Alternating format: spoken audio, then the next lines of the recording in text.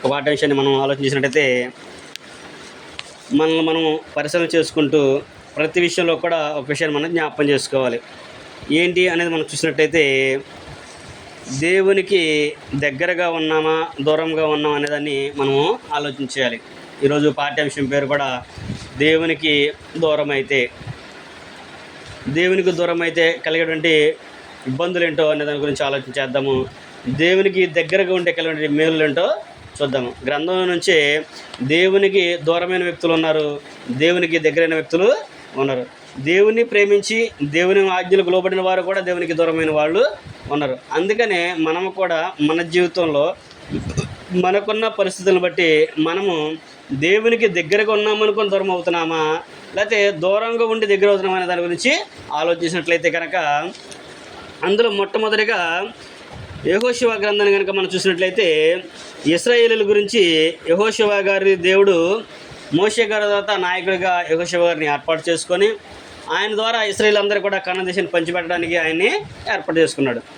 యెహోషువ గారు కనానులోనికి ప్రవేశించిన తర్వాత వారి గోత్రం చొప్పున ప్రతి వారికి కూడా ఆ యొక్క కనాను దేశాన్ని పంచిపెట్టడం మనం చూడగలము. ఆయన పలానా వాళ్ళని పలానా ఏరియాకి యుద్ధం చేయమన్నప్పుడు ఈయన కూడా ముందుండి ఈయన కూడా యుద్ధం చేసి వాళ్ళని నడిపించేట్లుగా మనము చూస్తున్నాం. ఇదే ఒక సందర్భంలో అలాగే కొంతమందిని పంచుకుంటూ వస్తున్న సందర్భంలో ఒక చోట దేవుడి దగ్గర వాళ్ళు ఏం చేశారంటే యుద్ధాన్ని ఓడిపోతారు.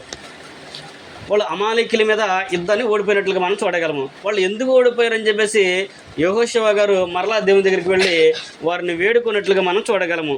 ఎందుకు అనేది మనం చూసినట్లయితే అక్కడ వాళ్ళు అనుకున్నారంట ఆ దేశ జనులను పట్టుకోవడానికి, అక్కడ హాయ్ అనే పట్టణాన్ని పట్టుకోవడానికి వీళ్ళు అంతమంది అవసరం లేదు, మనం అంతమంది అవసరం లేదు, 20 లక్షల మంది ఉన్నారు కదా, మనం అందరం అవసరం లేదు, సుమారు 3,000 మంది చాలు, 3,000 మంది వెళ్తే దేవుడు మనకి ఆ దేశాన్ని అప్పగిచ్చేస్తాడని చెప్పేసి అనుకొని వీళ్ళు ఆ 3,000 మంది యుద్ధానికి వెళ్ళారు.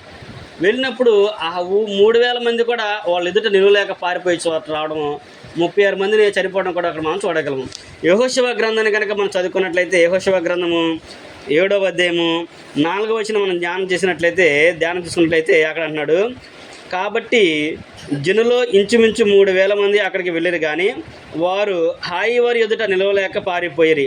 అప్పుడు హాయి వారిలో 36 మనుషులను హతము చేసిరి, మరియు తమ గవని యొద్ద నుండి షబరిము వరకు వారిని తరిమి మొరాదులో వారిని హతము చేసిరి. కాబట్టి జనుల గుండెలు కరిగి నీరైపోయాను.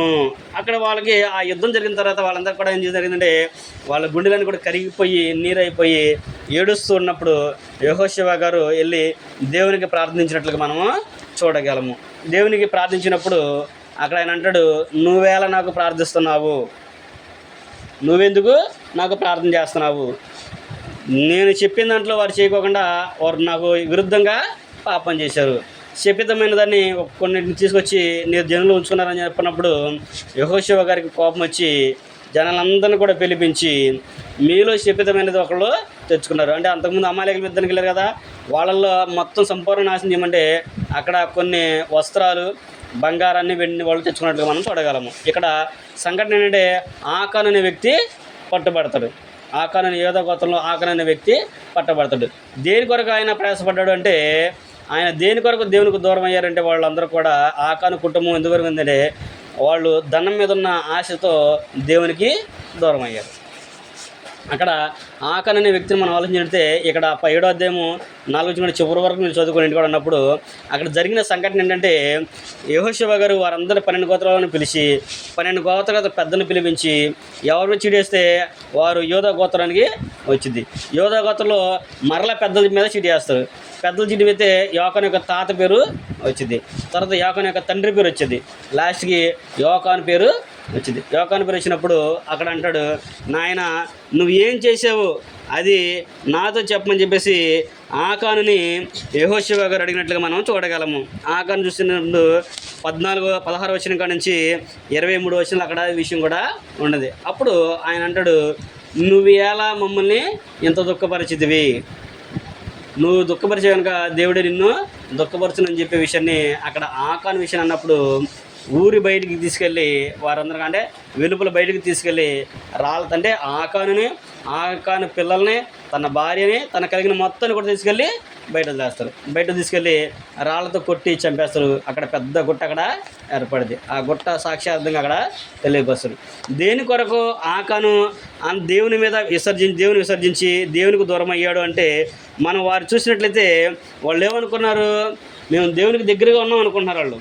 కానీ దేవుడు అక్కడ యుద్ధంలో వాళ్ళ దగ్గర లేడు. ఎందుకు లేడంటే వాళ్ళు శపితమైన దాని కొరకు ఆశపడ్డారు. అంటే అక్కడ షేనారు వస్త్రము, బంగారాన్నైనా తీసుకెళ్తారు, వెండిని తీసుకెళ్తారు. దాన్ని కొత్త నిబంధనలో యోహాను అంటాడు, శరీరాశ, నేత్రాశ, జీవోపడము. వస్త్రాలు కుటుంబం కొరకు తీసుకెళ్ళాడు, బంగారం వెండి కుటుంబాన్ని పోషించుకోవడానికైనా తెచ్చుకున్నాడు. కానీ ఆ లోకంలో జీవనాపద చూశాడు, కానీ దేవుని యొక్క ఆజ్ఞను అతను తిరస్కరించాడు. అందుకనే 3000 మందితో యుద్ధానికి వెళ్ళి జయించవలసిన వాళ్ళు 36 మందిని చనిపోవడానికి కారకుడయ్యాడు అనమాట.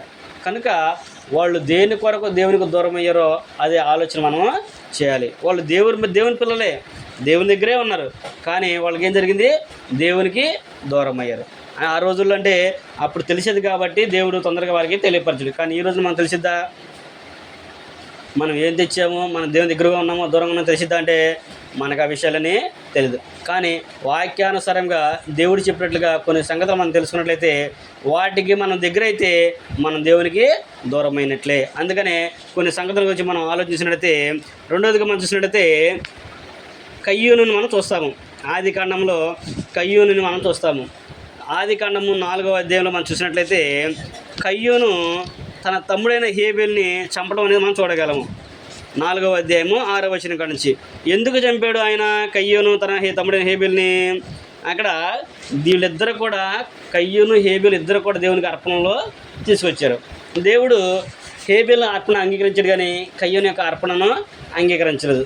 ఎందుకు అంగీకరించలేదంటే హేబేలు శ్రేష్టమైన తెచ్చాడు, కయ్యూను తన మందలో పుట్టిందని ఒకదాన్ని తీసుకొచ్చాడు. అక్కడ తీసుకొచ్చిన తర్వాత దేవుడు హేబేలు యొక్క అర్పణ అంగీకరించినప్పుడు కయ్యూనికి కోపం వచ్చి ఆయన ముఖం చిన్నబుచ్చుకోవడం మనం చూడగలము. అప్పుడు దేవుడు అంటాడు, నీవు ముఖం చిన్నబుచ్చుకున్న ఎలా, నువ్వు సత్క్రియ చేసినట్లయితే తలెత్తుకునేవాడు కదా అని చెప్పిన తర్వాత వాళ్ళిద్దరూ సంభాషణ అయిపోయిన తర్వాత నువ్వు సత్క్రియ చేయలేదు కాబట్టి నీ అర్పణ దేవుడు అంగీకరించలేదు అని చెప్పిన తర్వాత కయ్యూను పొలంలో ఉంటాడు, హేబేలు కూడా అక్కడికి వెళ్తారు. వీరిద్దరూ మాట్లాడుకున్న తర్వాత కయ్యూనుకు కోపం వచ్చి హేబేల్ని చంపేస్తాడు. ఎందుకు చంపాడు అక్కడ కయ్యూను హేబేల్ని? ఎందుకంటే అసూయ పడ్డాడు ఆయన. అంటే నా అర్పణ అంగీకరించదు, నీ అర్పణ అంగీకరించాడు దేవుడు, నేను ఎలాగే ఉన్నాను, నువ్వు అలా చేసావు కాబట్టి అని చెప్పి అసూయతో ఆయన్ని చంపడం అనేది మనం చూడగలము. ఈ రోజున మనలో ఎంతమందికి అసూయ ఉంటుంది? బాగా చదువుకుంటే అసూయ, బాగా బ్రతికితే అసూయ, చక్కగా రెడీ అయితే అసూయ, ఏదైనా పని చేసుకుంటుంటే అసూయ, ఏదైనా సాధించినా కానీ అసూయ, ఏది తిన్నా సాధించినా కానీ అసూయ అనేది కామన్ అయిపోయింది. కనుక క్రైస్తవులంగా దేవుని పిల్లలుగా మనకి అలాంటి ఆలోచన ఉండకూడదు. అసూయ అనేది మనకి ఉండకూడదు. ఎదుటి వారిని చూసి మనం అసూయ పడకూడదు. వాడు బాగా చదివాడు, నేను చదవలేకపోయాను అనుకుంటే నువ్వు దాని తగ్గట్టు చదువుకో, అంతేగాని వాడికి రాకూడదు, ఈసారి అనుకుంటే అసూయ పడే వాడికి రాకూడదు, మేమే ఇది అవ్వాలి అని అనుకుంటున్నాడు. కానీ అలాంటి ఆలోచన మనకి ఉండకూడదు. అంటే ఎదుటివారి మీద అసూయపడే లక్షణం మనకి ఉండకూడదు. పడ్డాం అనుకో దేవునికి మనము దూరమైనట్లే. మొదటి లక్షణం అంటే అసూయ పడకూడదు. అసూయ పడితే దేవునికి మనము దూరం అవుతాము అనేది ఇక్కడ తెలియపరుస్తుంది. రెండో విషయం మనం ఆలోచించినట్లయితే ఆది కాండంలోనే 3వ అధ్యాయంలో కనుక మనం చూసినట్టయితే 3వ అధ్యాయము 6 నుంచి 8 వచనం మనం చదువుకున్నట్లయితే ఇక్కడ మనకి ఆదాము అవ్వలు కనిపిస్తారు. ఏం చేశారు మనం చూసినట్లయితే వాళ్ళు దేవుని యొక్క ఆశను తిరస్కరించారు. దేవుడు ఏం చెప్పాడు? మీరు ఏదైనా తోటలో పంపించి తోట మొత్తం మీరు సంచరించండి, తోటలో ఉన్న పళ్ళన్నీ తినండి, కానీ ఆ మంచి చెడు ఫలం మటుకు మీరు తినద్దు అనే విషయాన్ని చెప్పాడు. వీళ్ళందరూ అలాగే ఉన్నారు. కొంతకాలం ఆదాము అవ్వ టైం ఉన్నారు. మధ్యలో సర్పం వచ్చింది, అపవాది వచ్చాడు, మిమ్మల్ని ఆ పండు తినొద్దు అన్నాడంటే తినొద్దు, ముట్టుకోకూడదని కూడా చెప్పేసి అవ చెప్పిన మాటలు అక్కడ మనం ఆధారం చేసుకోవచ్చు. అప్పుడు ఆ అపవాది ఏం చెప్పాడు? మీరు చావరు, మీరు దాని తిరుదినమున మీ కన్నులు తెరవబడతాయి, దాని ద్వారా మీరు దేవదూతల వల్లే కనిపిస్తారు అని చెప్పినప్పుడు ఆ స్త్రీ ఏం చేసిందంటే ఆ పండును తీసుకొని తింది. ఆ పండు తినడానికి గల కారణం ఏంటి అంటే దురాశ. అన్ని పళ్ళు ఉన్నాయి, అన్నీ తినొచ్చుగా, ఇదే ఎందుకు కావాలి నీకు? నీకు దేవుడు సమస్తం ఇచ్చాడు, అన్ని తినొచ్చుగా. ఆ దాంట్లో నాకేముంది, అది తినపోతే నాకు నష్టం లేదు, నాకు ఇన్ని ఇచ్చాడు దేవుడు అని చెప్పి అనుకోవచ్చుగా. కానీ మనిషికి ఉండదు. ఏమంటే ఇల్లు ఇచ్చాడా, కాదు ఇంకోటి ఇల్లు కావాలి.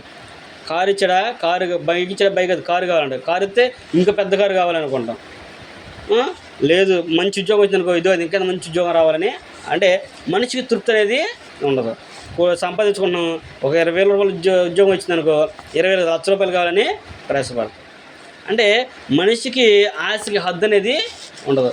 ఇక్కడ ఆదాము అవ్వలు కూడా ఏంటంటే అవలంబించితే వాళ్ళు దురాశపడి ఏంటంటే దేవునికి దూరమైనట్లుగా మనము చూడగలం. దురాశ అనేది ఉండదు. ఆశ ఉండాలి కానీ దురాశ అనేది ఉండకూడదు. నేను కూడా బాగా బ్రతకాలి, బాగా చదువుకోవాలి, మంచి ఉద్యోగం సంపాదించాలి, మా తల్లిదండ్రులు బాగా చూసుకోవాలి అనే ఆశ మనకు ఉండొచ్చు. నేను కూడా వాడికంటే గొప్పగా నేను బ్రతకాలి అనే ఆశ ఉండొచ్చు. కానీ నేను మాత్రమే బ్రతకాలి, వాడు ఎందుకు అలా ఉన్నాడు, నేను ఎలా ఉండకూడదు అనే ఆలోచన ఎప్పుడు కూడా చూడదు. దురాశ అనేది ఉండకూడదు. వాళ్ళ మీద అసూయ, దురాశ అనేది మనకుంటే మనము కూడా దేవునికి దూరమైన వారం అవుతామనే విషయాన్ని ఇక్కడ రెండోదిగా గ్రంథం మనకి తెలియజేస్తుంది. కాబట్టి ఒకటి దేవునికి దూరం చేసే విషయాలు ఏంటంటే అసూయ, 2 దురాశ అనే విషయాన్ని మనం చూసాము. మూడోది మనం చూసినట్లయితే ఆదికాండంలో కనుక మనం చదువుకున్నట్లయితే 25వ అధ్యాయం కనుక మనం చూసినట్లయితే ఆదికాండము 25వ అధ్యాయము 29వ వచనం నుంచి మనం చదువుకుంటే అక్కడ ఒక వ్యక్తిని మనం చూడగలము. ఆదికాండము 25వ అధ్యాయము 29వ వచనం నుంచి ఎవరు ఆయన మనం చూసినట్లయితే ఆయన దేని కొరకు తన జ్యేష్ఠత్వాన్ని అమ్మేసుకున్నాడు. ఆయన జ్యేష్ఠత్వ హక్కునే తృణీకరించాడు. దేని కొరకు ఆయన తృణీకరించాడు అనేది మనం చూసినట్టయితే ఇక్కడ మనం చూసినట్టయితే 28వ వచనం నుంచి మనం చదువుకున్నట్టయితే ఇస్సాకు ఏశావును తెచ్చిన మాట వచ్చుండెను కనుక అతన్ని ప్రేమించును, రెబెకా యాకోబును ప్రేమించును. ఒకనాడు యాకోబు కలగూర వంటకం వండుకొని చుండగా ఏశావు అలసిన వాడై పొలముల నుండి వచ్చి నేను ఆశి ఉన్నాను, ఆ ఎర్రగా ఉన్న దానిలో కొంచెం దయచేసి నాకు పెట్టమని అడిగాను. అందుచేత అతని పేరు ఏదేమో అనబడెను. అందుకు యాకోబు నీ జ్యేష్ఠత్వము నుండి నాకిమ్మని అడగగా ఏశావు నిన్ను చావబోచున్నాను కదా, జ్యేష్ఠత్వం నాకెందుకో నేను. యాకోబు నేడు నాతో ప్రమాణం చేయమనెను. అందుకు అతడు యాకోబుతో ప్రమాణం చేసి అతనికి జ్యేష్ఠత్వం నమ్మివేయగా యాకోబు ఆహారమును చిక్కుడుగల వంటకమును ఏశావునికి ఇచ్చెను. అతను తిని త్రాగి లేచిపోయాను. అట్లు ఏశావు తన జ్యేష్ఠత్వం హక్కునించంటే తృణీకరించేశాడు అనే విషయం చెప్తున్నాడు. అంటే జ్యేష్ఠుడు అనే పదానికి అర్థం తెలియకోకుండా ఏంటంటే తృణీకరించేశాడు. ఈ రోజున కూడా క్రైస్తవులుగా దేవుని పిల్లలుగా మనం పొందబోయే బహుమానం ముందు ఇప్పటి కాల సమయంలో ఎనదగినవి కావని దేవుడు చెప్తున్నాడు. కానీ మనము ఈ లోకం వాటి కొరకు దేవుని యొక్క నిత్య జీవాన్ని పరలోకాన్ని విడిచిపెట్టే వారికి మనం ఉన్నామేమో అనేది మనము పరిశీలన చేసుకోవాలి. దేని కొరకంటే ఆయన విడిచిపెట్టింది ఒక పూట కూటి కొరకని హెబ్రీ పత్రికలో చెప్తాడు. ఇక్కడ ఆదికాండంలో ఉన్నాడు ఎర్రగా ఉన్న చిక్కుడుగల వంటకం. అంటే దేని కొరకు ఆశపడ్డాడు? ఏశావు కడుపు కొరకు ఆశపడ్డాడు, ఆహారం కొరకు ఆశపడిందంటే దేవునికి దూరం అయిపోయాడు. వాస్తవానికి అబ్రహాము ఇస్సాకు తర్వాత యాకోబు కాకుండా ఎవరు రావాలి? ఏశావు రావాలి వంశావళుల్లో. కానీ యాకోబుకి దేవుడు అవకాశాన్ని ఇచ్చాడు. ఎందుకు ఇచ్చాడంటే ఏశావుకున్న దురాశ, ఆయనకున్నటువంటి భక్తిహీనత. ఎందుకంటే కడుపు కొరకు అంటే భోజనం కొరకు ఆయన జ్యేష్ఠత్వ హక్కుని తృణీకరించాడు. తర్వాత ఆయన అంటే జ్యేష్ఠత్వ హక్కుని దుర్పరుచుకున్నాడంటే అతనికి ఏదో అయిపోయింది, ఏదో రోడ్డు తిరగడానికి కాదు. దేవుడు అతను కూడా ఆశ్రయించాడు. అతను కూడా ధనము, డబ్బు, ఆవులు, గొర్రెలు, మేకలు ఒంట్లు బాగా సంపాదించుకున్నాడు. భార్య పిల్లలతో సంతోషంగా ఉన్నాడు. సంతోషంగా అంటే బాగా సంతోషంగా ఉన్నాడు. కానీ దేవునికి దూరం అయిపోయాడు. దేవునికి దూరం ఉండే కాకుండా అనేకులకు ఆశీర్వాదంగా ఉన్న వ్యక్తి ఎవరికి ఆశీర్వాదం ఉండలేకపోయాడు. ఇప్పుడు యాకోబు ఉన్నాడు, 16 వెళ్ళాడు తన మామ దగ్గరికి. ఆయన ఎక్కడుంటే అక్కడ ఆశీర్వాదాన్ని దేవుడు కలిగించాడు. 16లో తన మామ యొక్క మందని ఎక్కువగా ఆయన పెంచిచ్చాడు. యాకోబు మరలా వచ్చాడు, ఎక్కడికి వెళ్తే అక్కడ ఆయన బహుగా అభివృద్ధి చెందాడు, అనేకులకు మాదిరికరంగా ఉన్నాడు. సుమారు ఆయన కనాను వెళ్ళినప్పుడు 70 మందితో వెళ్ళాడు. తర్వాత మోషేకృష్ణకి 20 లక్షల మంది కాలుబలము అయ్యారు. అంటే సుమారుగా 20 లక్షల పైనే వాళ్ళు ఎక్కువ అయిపోయారు. జనం ఎంతమంది ఉంటారు వాళ్ళు? అంత సంతానాన్ని దేవుడు యాకోబుకి ఇచ్చాడు. వాళ్ళందరూ ఎవరి సంతానం చెప్పుకున్నారు? యాకోబు సంతానం చెప్పుకున్నారు, యేసు సంతానం అని చెప్పారు. ఆ దాన్ని దాళ్ళు తృణీకరించాడు. తన ప్రాణం విడిచినప్పుడు కూడా దేవుడు ఆయన్ని వాళ్ళ దగ్గరికి చేర్చుకున్నాడు అనే విషయాన్ని కూడా చెప్తాడు. అంటే లోకంలో ఎలాగైనా బ్రతుకుతాం, దేవునికి దగ్గరగా ఉన్నా బ్రతుకుతాం, దూరంగా ఉన్నా బ్రతుకుతాం. బ్రతకడం గొప్ప కాదు, కానీ దేవునికి ఇష్టడుగా బ్రతకాలి. నీ ద్వారా ఇతరులకు క్షేమం కలగాలి. మనం బ్రతకాలంటే ఇతరులకు మాదిరికరంగా ఉండాలి. ఇదిగో అలా మనం బ్రతకాలి, పలానా తేజలాగా మనం ఉండాలి. అతను ఎంత మంచిగా ఉంటాడంటే, ఎంత మంచివాడంటే, ఎంత జ్ఞానం కలిగిన వాడంటే, ఎంత గౌరవంగా ఉంటాడంటే అనే ఆలోచన వారికి కలగాలి. అది మన జీవితం జీవించాలి. అది దేవునికి దగ్గర ఉంటాం. వాడు దేవుని అంటే భయం కలిగి ఉన్నాడు కనుక అంత పద్ధతిగా ఉంటాడు, అంత భయం కలిగి ఉంటారు, అంత జ్ఞానం కలిగి ఉంటారు, అంత తెలివిగా ఉంటాడు. అందుకని వాళ్ళు చేసే ప్రతి పనిని కూడా దేవుడు ఆశీర్వదిస్తున్నాడు. వారు కొంచెంలో ఉన్నా కానీ బాగా సంతోషంగా ఉన్నారు. వాళ్ళు కలిగిన దాంతో తృప్తిగా ఉన్నారు. మనకు లేని దాని కొరకు ప్రయాసపడాల్సిన అవసరం లేదు. ఉన్నదంతా తృప్తిగా కలిగి ఉంటే దేవుడు మనల్ని గొప్పగా ఆశీర్వదిస్తాడు. అది మనం ఎప్పుడు కూడా ఆలోచించదు. అందుకని ఇక్కడ యేసు విషయంలో కూడా దేవుడు చాలా చింతిస్తాడు.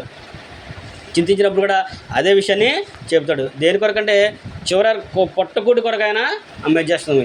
ఈ రోజున కూడా భోజనం కొరకు దేవుని అమ్మేసుకున్న వారు చాలామంది లోకంలో ఉన్నారు. ఆదివారం ఆరాధనకి వెళ్తే ఏమొచ్చింది, పనికి వెళ్తే డబ్బులు వస్తాయని ఆలోచన చేసి దేవుణ్ణి అమ్మేస్తున్నారు. వాళ్ళు దేవుణ్ణి అమ్ముకున్నట్టే, వాళ్ళు దేవుని తృణీకరించినట్టే. అది మనం ఎప్పుడు కూడా ఆలోచించాలి. నీకు ఈ పూట భోజనం కొరకు నువ్వు ప్రయాసపడ్డావు అనుకో, దానికి రెట్టింపు దేవుడు దాన్ని తీసివేస్తాడు. అదే నువ్వు దాన్ని తృణీకరించుకుని నా దేవుడి నాకు గొప్ప నీకు వచ్చావు అనుకో, నీకు అంతకంతకు ఎక్కువగా అయినా ఇస్తాడు. నువ్వు ఎంతైతే పోగొట్టుకుంటావో అంతకంత రెట్టింపు అయినా అందిస్తాడనే విషయం ఇక్కడ మనకి తెలియజేస్తుంది. కనుక మనము కూడా ఎలా ఉండకూడదంటే దురాశ పరులుగా ఉండకూడదు, అసూయపడేవారిగా ఉండకూడదు. అలాగే కడుపు కొరకు మనము తిండి కొరకు అంటే కడుపు కొరకు అంటే భోజనం కొరకు దేవుని తృణీకరించే వారికి మనము ఉండకూడదు, దేవునికి దూరమయ్యే వారికి మనము ఉండకూడదు అనే విషయాన్ని ఇక్కడ తెలియపరుస్తున్నాడు. అలాగే 4వ మనం చూసినట్లయితే అత్యాశ కూడా ఉండకూడదు. అసూయ వేరు, దురాశ వేరు. ఇక్కడ ఇప్పుడు వచ్చినదే అత్యాశ. అత్యాశ అంటే నేను మటుకే బాగుండాలి, నేనే బాగుంటాను, నేను ఇక్కడ ఉంటే బాగుంది కాబట్టి వేరే చోటకి వెళ్తాను అనే విషయాన్ని వారు కలిగి వేరే ప్రాంతాలకు వెళ్ళి నేను వీళ్ళతో కలిసి ఉంటే నేను ఎదగలేకపోతున్నాను, బయటికి వెళ్తే నేను ఎదుగుతాననే ఆలోచన ఉండేవాళ్ళు. తల్లిదండ్రులతో ఉన్నప్పుడు అమ్మ వీళ్ళతో ఉంటే మాకు కుదరతలేదు, అసలు అన్నీ తెచ్చిన డబ్బులంతా ఎక్కడ అయిపోతున్నాయి కాబట్టి నేను బయటికి వెళ్తే సొంతంగా ఉంటే నా డబ్బులు నాకే మిగులుతూనే అత్యాశతో ఉండడం. అలాంటి ఒక వ్యక్తి మనం రూతు గ్రంథంలో మనం చూడగలం. రూతు గ్రంథం చూస్తే నయోమి వాళ్ళ అత్త వాళ్ళ మామేసినంటే యెరూషలేములో యూదా దేశంలో కరువు ఉందని చెప్పేసి వేరే దేశానికి వాళ్ళు వెళ్ళారు. బెత్లెహేమీయుడైనడు ఎఫ్రాయిము ఆయన వెళ్ళిన తర్వాత అక్కడ కొంతకాలం నివసించిన తర్వాత ఆయన చనిపోతాడు. ఎవరు? నయోమి యొక్క భర్త చనిపోతాడు. చనిపోయిన తర్వాత వారిద్దరు కుమారులు ఉంటారు. వారిద్దరు కుమారులు ఆ మోయాబు యొక్క స్త్రీలను పెళ్లి చేసుకుంటారు. తర్వాత కొన్నాళ్ళకి 30 సంవత్సరాలకి వాళ్ళ కుమారులు కూడా చనిపోతారు. అప్పుడు ఈ నయోమికి దేవుని యొక్క వాక్కు వచ్చి యూదా బెత్లెహేములో దేవుడు నీ యొక్క కుటుంబీకులకి నిన్ను పోషించడానికి అవకాశం ఇచ్చాడన్నప్పుడు వాళ్ళు ఏంటంటే అక్కడి నుంచి ప్రయాణమయ్యి వెళ్తూ ఉన్నప్పుడు నయోమితో పాటు రూతు కూడా వస్తుంది. వాళ్ళిద్దరు కోడలు కూడా ఆమె చెప్తూ ఉంటుంది. ఏమని చెప్పేది, మీరు వెళ్ళిపోండి అమ్మా, వెళ్ళి పెళ్లి చేసుకోండి. ఒకవేళ నేను ఇప్పుడు పెళ్లి చేసుకుంటే నాకు కుమారుడు పుడితే ఇచ్చి పెళ్లి చేయడానికి నాకు వయసు లేదు, మీరు అప్పటికే ఇది అవ్వదు, కాబట్టి మీరు మీ తండ్రిలోకి వెళ్ళిపోయి మీకు నచ్చిన వాళ్ళని పెళ్లి చేసుకోండి అని చెప్పినప్పుడు పెద్ద ఓర్ప వెళ్ళిపోయింది. రూతు వెళ్ళకుండా నీ దేవుడే నా దేవుడు, నీ ప్రజలే నా ప్రజలు అని చెప్పేసి అత్తతో తన మనసు కుదురుపరుచుకున్నట్టుగా మనం చూడగలం. అలాగే ఆమె బెత్లెహేము వచ్చిన తర్వాత వాళ్ళందరూ కూడా ఈమె నయోమి కదా అన్నప్పుడు ఆమంటది, మీరు నన్ను నయోమి అనమాకంటే దేవుడు నాకు బహు దుఃఖాన్ని కలగజేశాడు, నేను బహు సమృద్ధిగా దాన్ని వెళ్ళాను, కానీ ఏమి లేదనిగా రిక్తురాలనే నేను వచ్చాను, దేవుడు నన్ను దూరపరిచాడు అనే విషయాన్ని రూతు గ్రంథంలో 1వ అధ్యాయం 28వ వచనం మనం చూడగలం. ఎందుకు చేసిందంటే అత్యాశతో వాళ్ళు ఆ దేశాన్ని విడిచిపెట్టి వెళ్ళారు. ఈ దేశంలో కరువు వస్తే ఏమైంది, నీకేమైంది? కరువు వస్తే ఏంటి? దేవుడు నువ్వు నమ్ముకుంది ఎవరిని? నువ్వు ఎవరినో విశ్వసించవు, నువ్వు ఎవరివే? దేవుని కుమారుడివి, దేవుని యొక్క ప్రజలు మీరు. అలాంటప్పుడు నీకు కరువు ఎలా వచ్చింది? దేవుడు నువ్వు చూసుకుంటాడా? ఆయన నిన్ను పోషించడా? అది ఆలోచన లేకుండా వాళ్ళు వెళ్ళారు కనుకనే సమృద్ధిగా వెళ్ళింది, రిక్తురాలిగా వచ్చింది. అక్కడ ఉన్న పదము దేవుడిని దూరపరిచి ఉన్నాడు. అలాగే దేవునికి దూరం అయిపోయే వాళ్ళు కూడా ఉన్నారు దురాశతో. డబ్బు సంపాదించిన ఆశతో ఆరాధనకి అవకాశం లేని ఉద్యోగాలు చూసుకుంటూ ఉంటారు.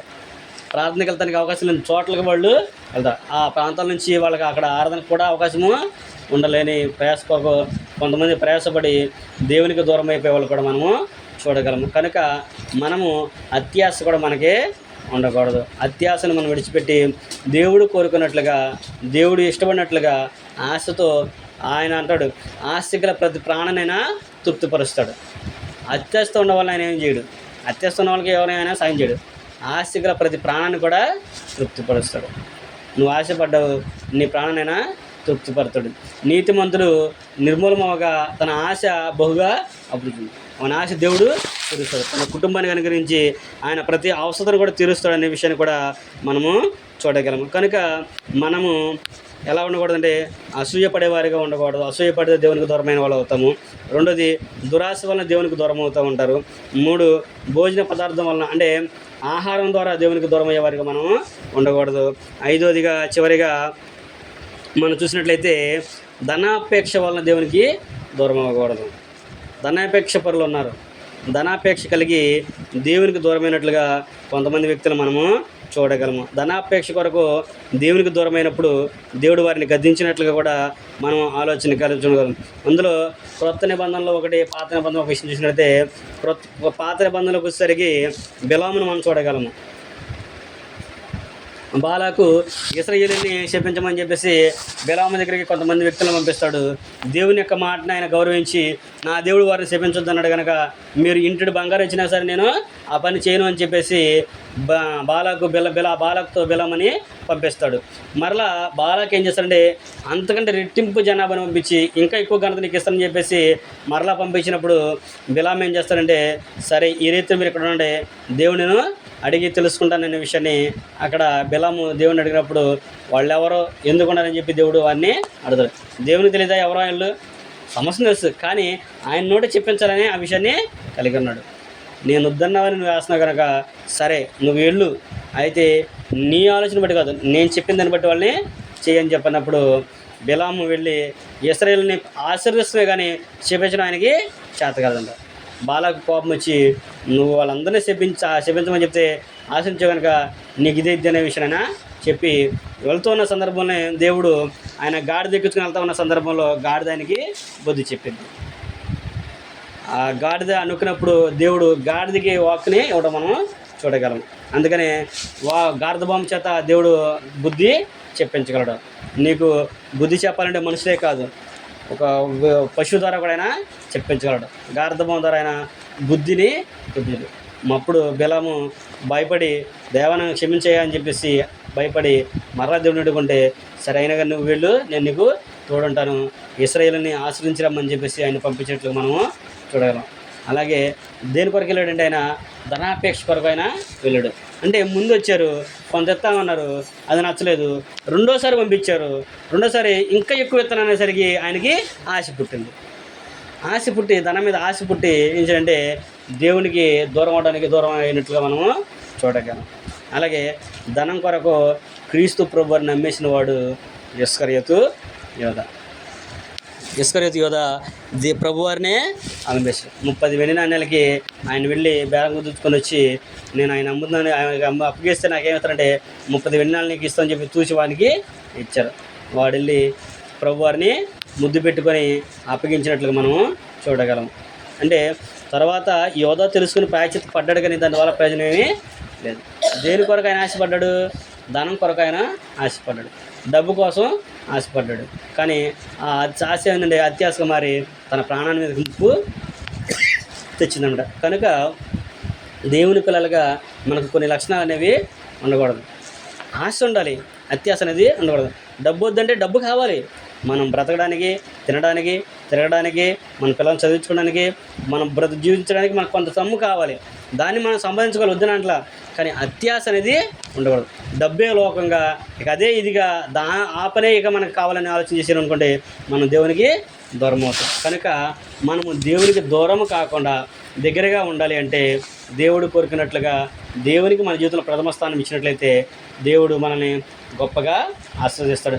వీరి విషయాలు మనం ఆలోచించినప్పుడు ముందు వాళ్ళు దేవునికి దూరం అయ్యారు, తర్వాత దేవుడు వారికి బుద్ధి చెప్పినప్పుడు మరలా వాళ్ళు దేవునికి దగ్గర అయినట్లుగా వారి జీవితాలు బాగుపడినట్లుగా మనము చూడగలం. కనుక మనము కూడా దేవునికి దగ్గర అయ్యేవారిగా ఉండాలి.